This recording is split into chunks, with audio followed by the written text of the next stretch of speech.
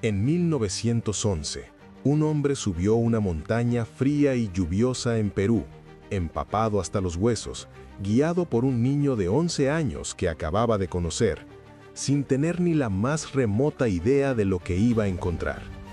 No era arqueólogo, ni siquiera buscaba lo que terminó encontrando. Estaba buscando una ciudad completamente diferente. Y entonces, entre la niebla, apareció. Cientos de estructuras de piedra, elevándose desde la cresta de una montaña a casi 2.400 metros sobre el nivel del mar. Templos, palacios, terrazas que bajaban por las laderas como una escalera tallada por gigantes. Todo encajado a la perfección, sin una sola gota de mortero, sin rueda, sin herramientas de hierro, sin nada de lo que damos por sentado que se necesita para construir algo que dure. 500 años antes, una civilización había levantado una ciudad entera en la cima de una montaña, y luego simplemente se fue.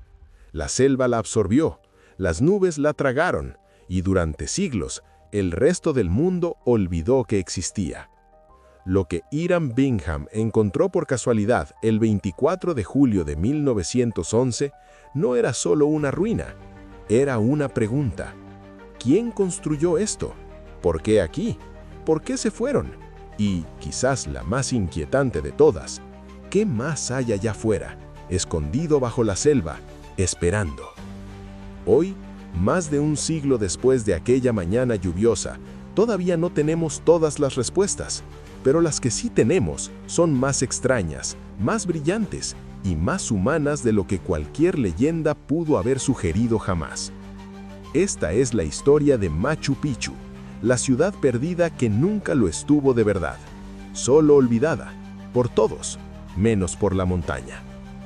Para entender Machu Picchu, tienes que entender la civilización que la construyó. Y para entender esa civilización, hay que enfrentarse a una verdad bastante incómoda sobre cómo se escribe la historia. El imperio inca, Tahuantinsuyo, en su propio idioma, que significa las 4 regiones, fue el mayor imperio de las Américas precolombinas. En su apogeo, se extendía más de 4.000 kilómetros a lo largo del borde occidental de América del Sur, desde lo que hoy es Colombia en el norte, hasta el centro de Chile. Gobernaba a millones de personas. Había construido más de 40.000 kilómetros de caminos a través de algunos de los terrenos más difíciles del planeta, y desarrolló técnicas agrícolas tan sofisticadas que los ingenieros modernos las siguen estudiando. Y no dejó ni un solo registro escrito. Los incas no usaban la escritura tal como la entendemos. Se comunicaban a través de un sistema llamado quipu, cuerdas anudadas de distintos colores y longitudes que codificaban información mediante patrones. La mayoría de esos quipus se han perdido, y la mayor parte de lo que sabemos de los incas no viene de sus propias palabras, sino de los relatos de los conquistadores españoles que llegaron en 1532 y les dieron vuelta el mundo al revés. Francisco Pizarro llegó a Perú con apenas 168 soldados. El ejército inca contaba con decenas de miles, y aún así, en menos de 2 años, el imperio se había derrumbado, debilitado por una guerra civil devastadora entre 2 hermanos, Huáscar y Atahualpa, cada uno reclamando el trono. Pizarro aprovechó esa fractura con una precisión brutal. Capturó al emperador Atahualpa, sacó un rescate en oro y plata que llenaba una habitación entera, y de todas formas, lo ejecutó.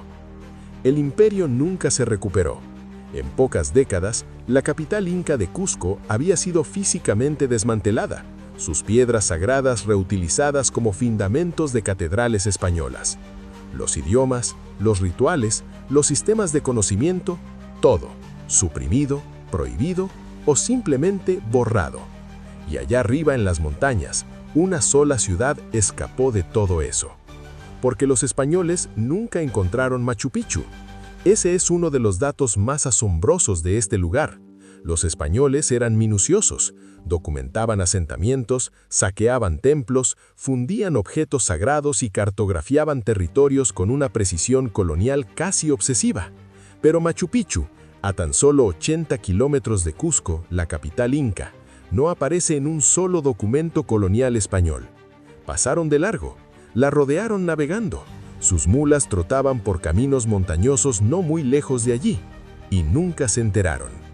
Cuando los arqueólogos preguntaron por qué, la respuesta fue sorprendentemente sencilla. Machu Picchu estaba escondida en un pliegue natural profundo de los Andes, invisible desde los valles de abajo.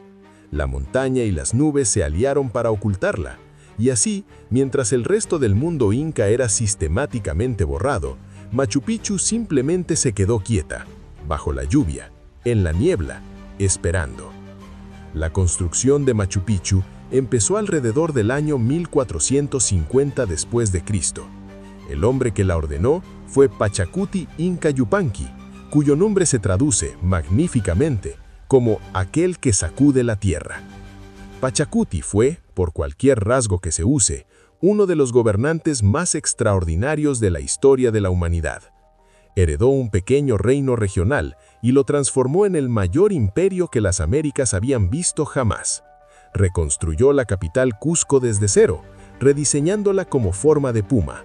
Reorganizó los sistemas sociales, políticos y económicos de todo el imperio y construyó Machu Picchu, muy probablemente como su residencia real, un retiro donde el emperador y su corte podían pasar parte del año lejos del agitado trajín de Cusco, cerca de las montañas sagradas y del río Urubamba que serpenteaba miles de metros más abajo. El sitio que eligió, desde el punto de vista de la ingeniería, era una locura total. Un estrecho paso de tierra entre dos cumbres, Machu Picchu y Huayna Picchu, con acantilados escarpados que caen al río en casi todos los lados.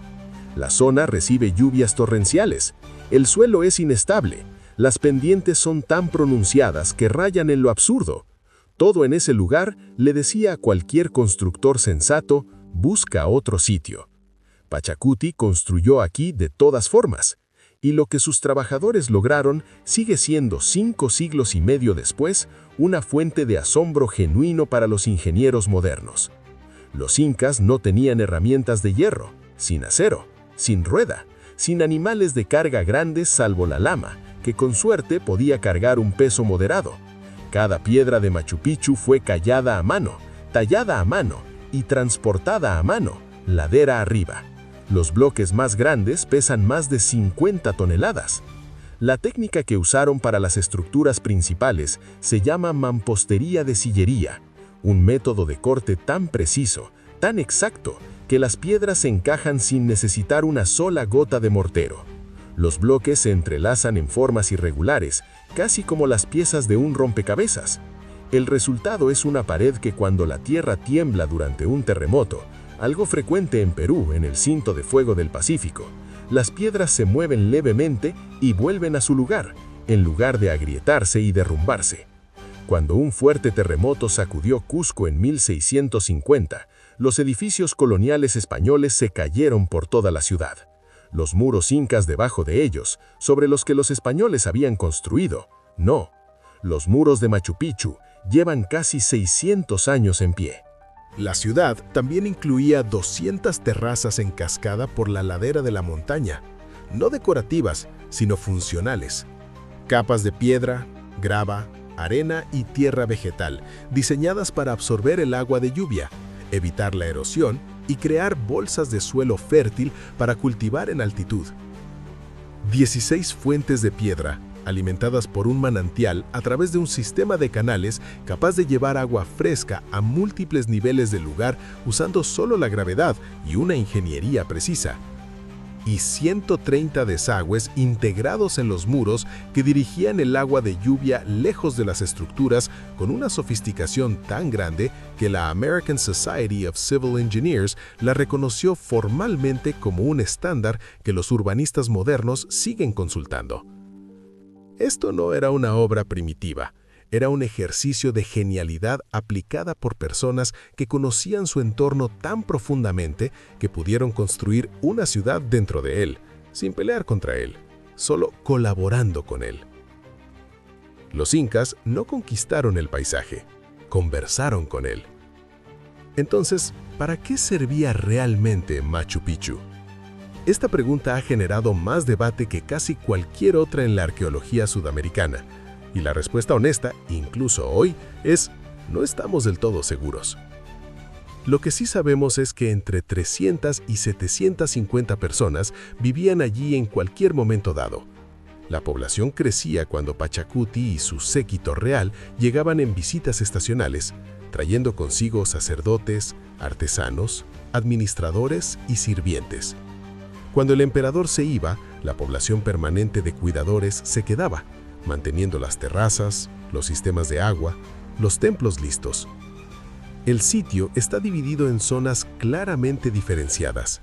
Un sector agrícola con sus terrazas en cascada, un sector urbano con residencias para distintas clases sociales, un recinto real y un corazón ceremonial con estructuras que nos dicen todo sobre cómo los incas entendían su lugar en el universo.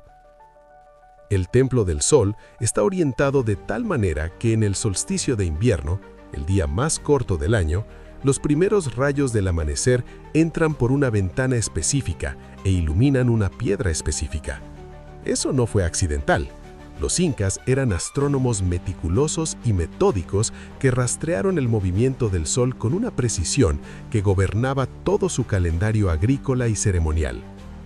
En el punto más alto del sitio se encuentra el Intihuatana, una piedra tallada que se traduce como el poste de amarre del sol. Los estudiosos creen que funcionaba como herramienta astronómica para rastrear la posición del sol a lo largo del año, pero también tenía un significado espiritual. Los incas creían que esta piedra literalmente mantenía al sol en su lugar, que sin ella el sol podría desviarse de su camino. Era el objeto más sagrado del lugar.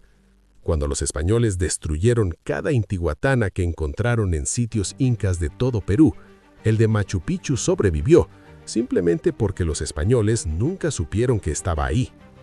Y entonces, en algún momento alrededor de 1540, los habitantes de Machu Picchu se fueron. Sin batalla, sin incendio, sin ninguna catástrofe evidente. Las excavaciones no han encontrado fosas mortales, ni señales de destrucción violenta, ni capas de asisa que sugieran que la ciudad ardió. Los habitantes simplemente parece que se marcharon. Se llevaron sus pertenencias, dejaron las piedras, y en pocas décadas, la selva empezó a reclamar lo que los incas habían construido. ¿Por qué se fueron? La respuesta más probable es la conquista española, no porque los españoles encontraran Machu Picchu, sino porque destruyeron el sistema que la sostenía. Con el linaje de Pachacuti roto, la residencia real no tenía rey a quien servir, sin un emperador que regresara cada temporada, sin una cadena de suministros desde Cusco, los cuidadores permanentes también se fueron marchando poco a poco. La ciudad no murió de golpe, fue abandonada en silencio, como una fogata que se apaga cuando nadie la alimenta. El 24 de julio de 1911, Hiram Bingham se detuvo en una granja a las orillas del río Urubamba. Un agricultor local llamado Melchor Arteaga le dijo, a través de un intérprete policial, que había ruinas arriba en la cresta. A la mañana siguiente, bajo una llovizna fría, Arteaga guió a Bingham montaña arriba. Un niño local de 11 años llamado Pablito lo llevó por el tramo final. Y entonces Bingham se abrió paso entre un matorral de bambú y se encontró de frente con lo que luego describió como una vista inesperada. Una gran sucesión de terrazas de piedra magníficamente construidas, cada una de cientos de metros de largo. Luego muros, luego templos, y luego la escala completa de todo emergiendo entre la niebla. Escribiría más tarde que lo dejó sin palabras. Lo que Bingham hizo, después de todo esto, fue genuinamente significativo. Fotografió el sitio exhaustivamente, publicó sus hallazgos en National Geographic en 1912, presentando Machu Picchu al mundo mundial de una manera que lo cambió todo. Le dio una historia, y las historias importan en la arqueología, aunque sean imperfectas. Aquí hay algo que la mayoría de la gente no sabe sobre Machu Picchu en 2025. Todavía la estamos descubriendo. Una tecnología llamada LiDAR, detección y medición por luz, dispara millones de pulsos láser desde un dron o avión, penetrando el dosel de la selva y rebotando en el suelo de abajo. El resultado es un mapa tridimensional del paisaje que ve a través de todo lo que los árboles están ocultando. Lo que ha revelado alrededor de Machu Picchu es extraordinario.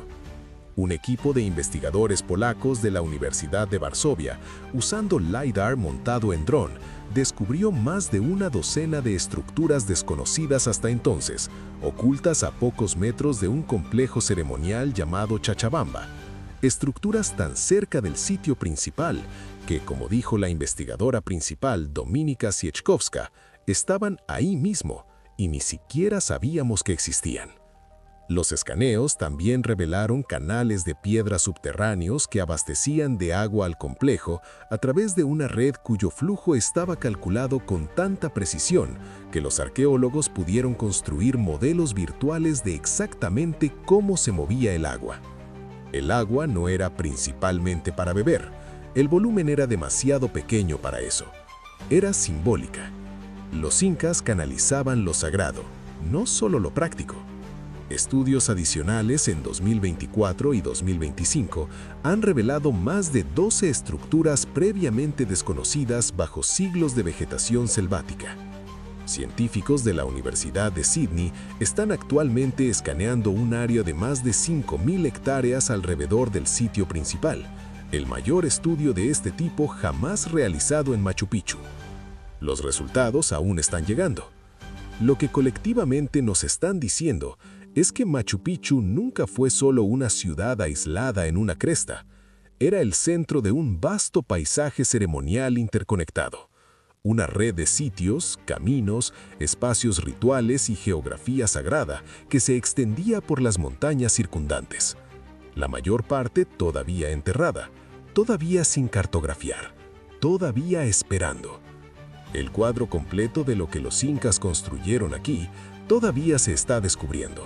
No como Bingham lo descubrió, tropezando bajo la lluvia y entre bambú, sino milímetro a milímetro, pulso láser a pulso láser, mientras la tecnología finalmente alcanza lo que una civilización construyó a mano hace 600 años. En un día despejado, parado en la cresta de Machu Picchu y mirando hacia el valle del Urubamba, puedes entender por qué Pachacuti eligió este lugar. Las montañas no solo te rodean, te hablan. Cada cima tiene un nombre, un significado sagrado, una relación con el sol y las estaciones que los incas cartografiaron con un cuidado extraordinario. La ciudad no descansa sobre la montaña, le pertenece. Los muros, las terrazas y las fuentes no le fueron impuestos al paisaje, brotaron de él, como si la propia montaña hubiera decidido hacerlos crecer. Durante 5 siglos, esos muros aguantaron la lluvia, resistieron los terremotos, vieron venir e irse a la selva. Estaban ahí cuando Bingham se quedó sin aliento. Estaban ahí cuando la UNESCO designó el sitio Patrimonio de la Humanidad en 1983, cuando Machu Picchu fue elegida una de las nuevas 7 maravillas del mundo en 2007. Lo que Machu Picchu no deja de enseñarnos, la lección que nunca envejece, es que la historia tiene una memoria mucho más larga que la nuestra. Las civilizaciones que hemos decidido llamar perdidas no estaban perdidas para ellas mismas. Sabían exactamente dónde estaban. Construyeron cosas que duran porque las construyeron para durar. Hay más ciudades en la selva. Los datos del LiDAR no paran de confirmarlo. Más piedra, más terrazas, más mensajes de una civilización que no tuvo el lujo de escribir las cosas, así que las construyó en su lugar, en granito, en la cima de las montañas, para siempre. Siguen ahí, solo hay que mirar.